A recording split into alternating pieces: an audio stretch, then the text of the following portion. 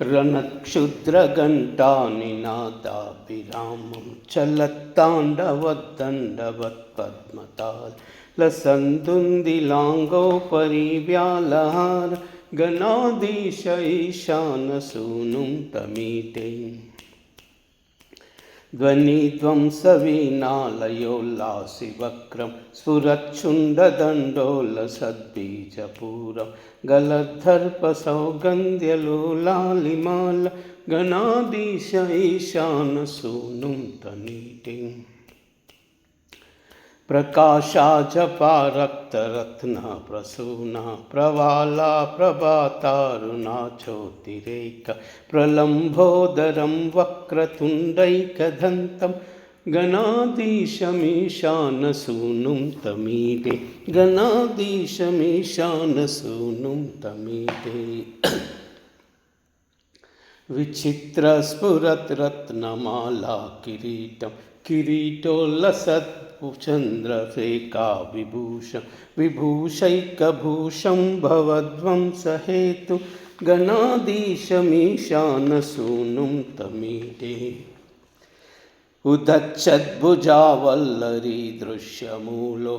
चलद्भ्रूलता विभ्रमभ्राजदक्षं मरुत्सुन्दरी चामरैः सेव्यमानं गणाधीश ईशानसूनुं तमीटे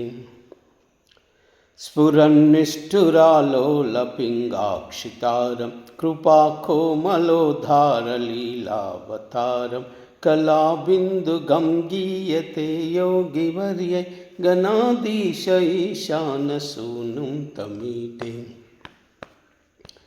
यमेकाक्षरं निर्मलं निर्विकल्पं गुणातीत आनन्द आकारशून्यं परम्पार ओङ्कार आम्नाय गर्भ वदन्ति प्रगल्भं पुराणं तमीटे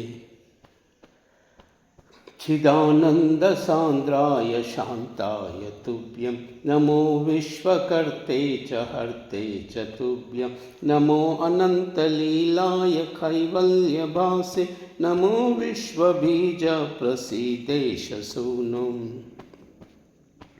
इमं स्तुस्तवं प्रातः उत्थाय भक्त्या पठेत्यस्तु मर्त्यो लभेत् सर्वकामा गणेशाप्रसादेन